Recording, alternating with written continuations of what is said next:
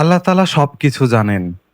কোরআন বলে আল্লাহ ভবিষ্যৎ, দৃশ্য অদৃশ্য, মানুষের অন্তর এবং ঘটনার পরিণতি সবকিছুই জানেন। কিন্তু জানা মানেই কি বাধ্য করা? আল্লাহ তাআলা সবকিছু জানেন বলেই কি আমরা আপনারা সবকিছু করি?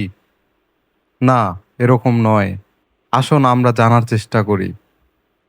মহান আল্লাহ তাআলা ভবিষ্যৎ জানেন। এটা এই আয়াত দ্বারাই পরিষ্কার। মহান আল্লাহ তাআলা বলেন, আর তারই কাছে অদৃশ্যের চাবিকাঠি, তিনি ছাড়া কেউ জানে না।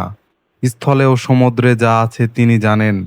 একটি পাতাও ঝরে না যা তিনি জানেন না। মাটির অন্ধকার কোনো শস্যদানা নেই, আর কোনো সতেজ বা শুষ্ক বস্তু নেই যা সুস্পষ্ট কিতাবে নেই।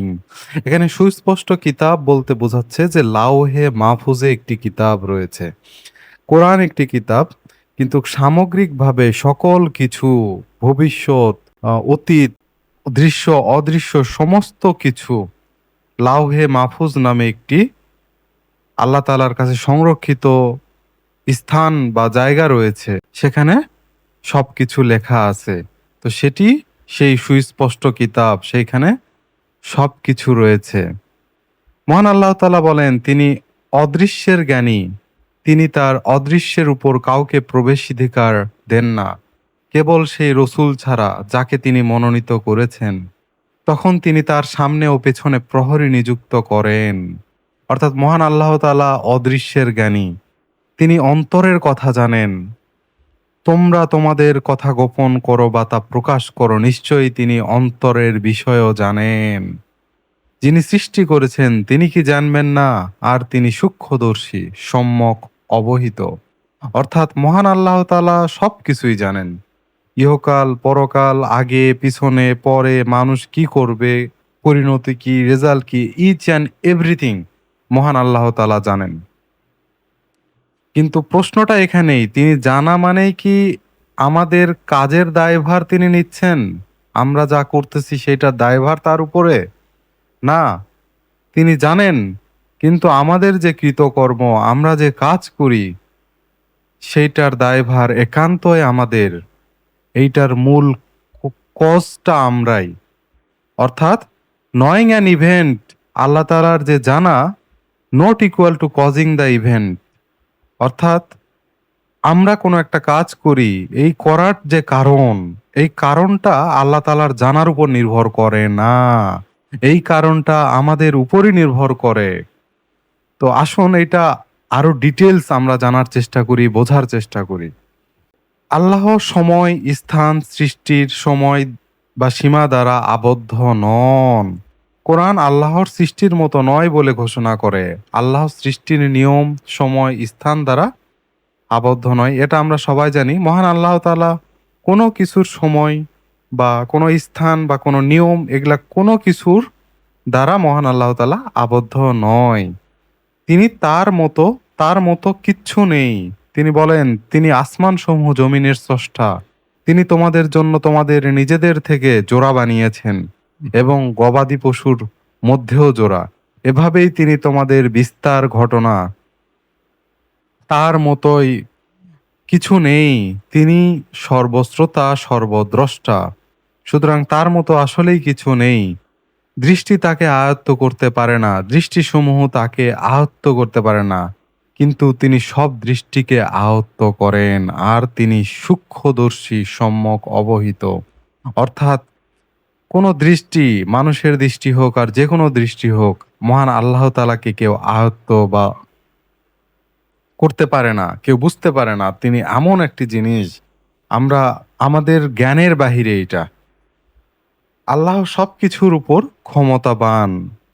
মহান আল্লাহ তাআলা বলেন, বিদ্যুৎ প্রায় তাদের দৃষ্টি কেড়ে নেই, যখনই তা তাদের জন্য আলো দেই তারা তাতে চলে, আর যখন তাদের উপর অন্ধকার নেমে আসে তারা থমকে দাঁড়ায়। আল্লাহ চাইলে তাদের শ্রবণ ও দৃষ্টি নিয়ে নিতেন। নিশ্চয় আল্লাহ সবকিছুর উপর ক্ষমতাবান। তো এই আয়াতগুলো বিস্তারিতভাবে আলোচনা করার পর আমরা যেটা বুঝলাম যে যিনি সময় সৃষ্টি করেছেন তিনি সময়ের ভেতরে ভবিষ্যৎ বোঝেন না, তিনি সম্পূর্ণ বাস্তবতাকে একসাথে জানেন। অর্থাৎ মহান আল্লাহ তাআলা সময় সৃষ্টি করেছেন। তিনি সময়ের ভেতরে ভবিষ্যৎ বোঝেন না। এটা আসলে অবান্তর কথা। তিনি অবশ্যই ভবিষ্যৎ বোঝেন, জানেন। কিন্তু ভবিষ্যতের যে কোনো মানুষ যে কাজটা করে সেই কাজের দায়ভার, কারণ এটা মানুষের উপরই বর্তায়। কিন্তু সেইজন্যই মানুষকে বাস্তব ইচ্ছা ও পছন্দ দেওয়া হয়েছে। Real choice. কোরআন মানুষের উপর বাস্তব সিদ্ধান্তের দায়িত্ব দিয়েছে। এটাই পরীক্ষা ও জবাবদিহির ভিত্তি। সত্য তোমার রবের পক্ষ থেকে। যে চায় ঈমান আনুক, যে চায় কুফরি করুক। যদি মানুষকে পছন্দ বাস্তব না হতো তাহলে পরীক্ষা অর্থহীন হয়ে যেত।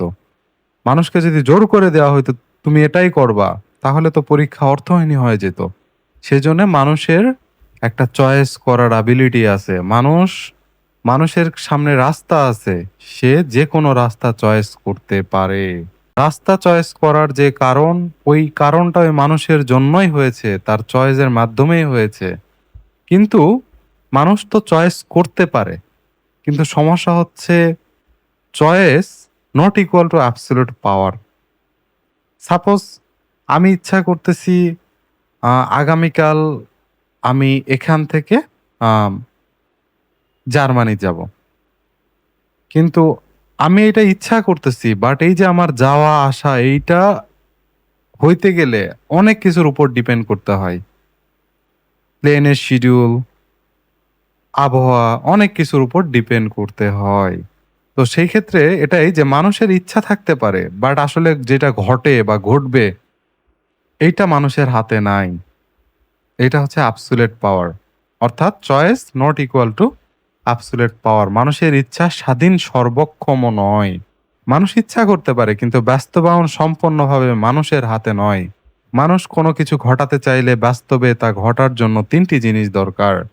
মানুষটির অস্তিত্ব দরকার। আমি কালকে একটা জিনিস করতে চাই, এখন যদি আমি আজকেই মারা যাই তাহলে তো আমার অস্তিত্ব দরকার এবং ক্ষমতা দরকার। সাপোজ আমি অসুস্থ হয়ে গেলাম, আমার ক্ষমতা নাই, তখন আমি কি কালকের জিনিসটা করতে পারবো? করতে পারবো না। এবং প্রভাব দরকার, প্রাকৃতিক নিয়ম। এই যে ঝড় বৃষ্টি আবহাওয়া, বিভিন্ন ধরনের প্রাকৃতিক নিয়মে এই পৃথিবী চলছে। সায়েন্টিফিক ভাবে বিজ্ঞানীরা এইসব প্রাকৃতিক নিয়ম বিভিন্ন কজ অ্যান্ড ইফেক্টের মাধ্যমে আহ ব্যাখ্যা করেছে। তো এই প্রাকৃতিক নিয়ম এটাও ডিপেন্ড করে আমার কাজটি বাস্তবায়ন হবে কি না। অর্থাৎ আমি চয়েস করছি, বাট আমার চয়েসটা ডিপেন্ড করবে এই প্রাকৃতিক নিয়মের উপর। এবং ফাইনালি অবশ্যই আল্লাহর অনুমতি। কারণ দিন শেষে মহান আল্লাহ তাআলা যদি কোনো অনুমতি বা পূর্ব ফয়সালা, এইটা সম্পর্কে একটু পরে যাচ্ছি। আল্লাহর অনুমতি লাগে। আমি একটা জিনিস চয়েস করলাম, কিন্তু কোনো কিছু ঘটবে, বাস্তবায়ন হবে, অবশ্যই তার আগে আল্লাহর অনুমতি দরকার। কিন্তু অনেকে বলতে পারে তাহলে তো ভাই দিন শেষে আল্লাহ তাআলার অনুমতিতেই আমি খারাপ কাজ করতেছি, তাই না? কিন্তু এটা ভুল। আল্লাহ অবশ্যই পূর্ব ফয়সালা অনুসারে আল্লাহ তাআলা প্রাকৃতিক নিয়মেই সবকিছু ঘটান। তবে আল্লাহ তাআলা মাঝে মাঝে মুত্তাকিদের সাহায্য করেন।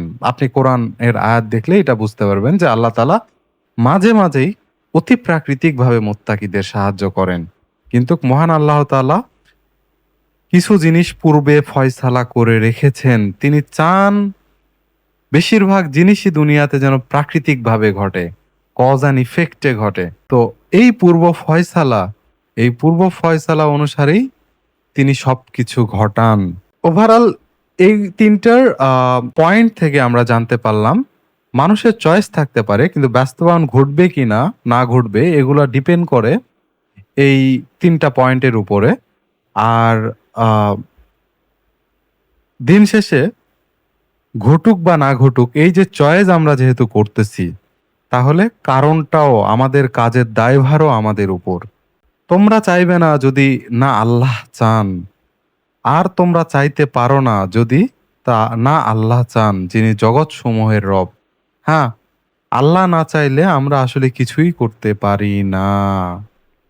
যা আল্লাহ চান তাই হয়। এটা মহান আল্লাহ তাআলা অনেক আয়াতে বলেছেন। আল্লাহর নিয়ম অপরিবর্তনীয়।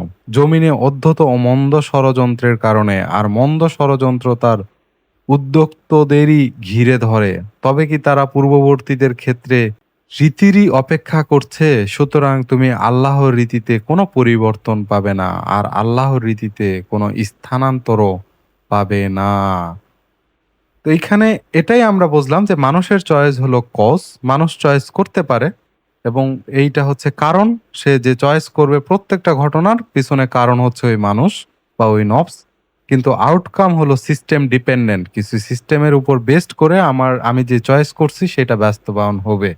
তো পরিশেষে এটাই বলতে পারি যে আমাদের কাজের কারণ আমরাই। এইটা মহান আল্লাহ তাআলার উপরে কোনো দায় নেই। তিনি সবকিছু জানেন, তিনি সবকিছু করতে পারেন। কিন্তু আমাদের কাছে ফুললি চয়েস আছে, ফ্রি উইল আছে আমাদের। পরবর্তী ভিডিওতে আরো ইন্টারেস্টিং এ বিষয়ে কিছু আলোচনা করব। আশা করি এইটা জানলে আপনাদের মোটামুটি তাকদীর সম্পর্কে একটা সুন্দর নলেজ চলে আসবে। যেইটা অনেকেই আপনাকে আটকানোর চেষ্টা করে, যেটা দ্বারা যে আল্লাহ তাআলা যখন সবই জানেন তাহলে আ প্রত্যেকটা কাজের দায়ভার আমার কেন? আশা করি এই সিরিজটি দেখলে আমি মাত্র ২ টি পর্ব করব। এইটা একটা পর্ব গেল। এরপরে আরেকটি শেষ পর্ব থাকবে। কারণ আমি বেশি বড় বা বেশি আ অনেক বিশাল ভিডিও বানাইতে চাই না। কারণ অনেকেই আসল মেসেজটা বোঝে না। আমি চাই সবাই যেন ঠিকঠাক মেসেজ বোঝে, কোরআন বোঝার চেষ্টা করে, আরো গভীরভাবে চিন্তা চেতনার চেষ্টা করে, জানার চেষ্টা করে। এটাই একমাত্র উদ্দেশ্য। ধন্যবাদ।